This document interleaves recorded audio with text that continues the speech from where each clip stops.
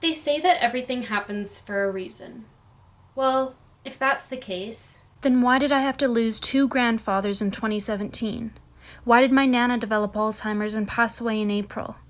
Why did the coronavirus take away my only chance to say goodbye to her? Why? Why? How can these events be for a reason? What reason could that be? It doesn't feel like I've learned life-altering lessons. It feels like I've lost a part of me. My fan club at sporting events has shrunk. My list of calls on my birthday is shortened. How can this pain and suffering be for a reason? It has taken my entire life for me to feel at ease with the idea that everything happens for a reason. Sure, I can be mad at the world, and sure, I don't always understand why things happen the way they do. But I've learned that this idea goes beyond any feelings of anger or sadness. Realizing that this world is uncontrollable has given me a new love for having a sense of hope. We can always hope for it not to rain on our wedding day and cross our fingers that we get the job that we always wanted. But really, can we control any of it? I believe that before we were born, God has a plan for each and every one of us. Sometimes this plan of His doesn't seem fair, but life isn't fair. Why? Why is life not fair? We aren't supposed to be happy all the time, He tells us, because if we aren't sad, how will we know what true happiness is? When we ask God to put something in our lives and it doesn't happen, that's because it isn't a part of His plan. At least, maybe not yet. Sometimes not getting what we want is exactly what we need. This God of ours puts us in situations to learn how to trust Him, to learn to lean on our family members, and to develop relationships that make us feel complete. Although you and I may not have the same beliefs, I challenge you to think about the possibility of a higher power. Does this idea comfort you? Make you nervous?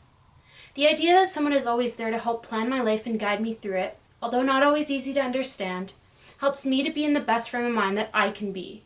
I'm a worrier. I worry about things that I can't control and things I can't change. I worry about the past, I worry about the future, and quite often there isn't anything anyone can say to pull me out of this spiral. Except for one person, God. Reminding myself that God knows what He is doing, that His plan is already set in stone for me, makes me feel like I can stop spinning. I think about the lyrics from the song Meant to Be. If it's meant to be, it'll be, it'll be, baby, just let it be. These words and this idea are comforting and uplifting to me. However, I can see how this mindset can affect others in negative ways. I believe that certain individuals allow this statement to make them feel as though the universe will work its magic for them and that they don't have to work to succeed. The phrase doesn't mean that if you want to get a job, you can just lie on the couch and an offer will fall right into your lap. Why? Because we must remember that we still have to put in the work, the effort, the hours to give ourselves the best opportunity for success. By doing this, we can trust that rejection is a part of our plan and that wherever we may end up is where we're supposed to be. Why? I do my best to remember His plan for us and how one day it will all make sense. Still, I return to my powerful, confusing question. If God loves me so much, I ask myself, then why would He take away these people that I love? I ponder this often and remind myself how selfish it sounds. Although I may never understand why He took my grandparents from this world so soon, I do know that they were in so much pain. God saw that pain and wanted to heal them. Now, this story of mine is long and detailed, and I wouldn't expect for you to understand every moment of it. But by sharing what I'm about to, I think you might just get a better idea.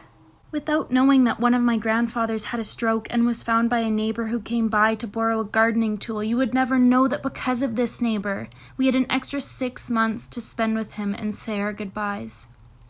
Without knowing that God spoke to me before I left my grandmother, my papa, and my nana for the very last time, you would never know that I got a proper goodbye with all of them and got to express my love for them one last time. Little did I know that His plan to take away their pain was also a part of my plan to get closure. With so much stress and evil in this world, I can't help but believe there is a higher power looking out for all of us, that my stress and worries can be removed knowing that someone else is in control. Why?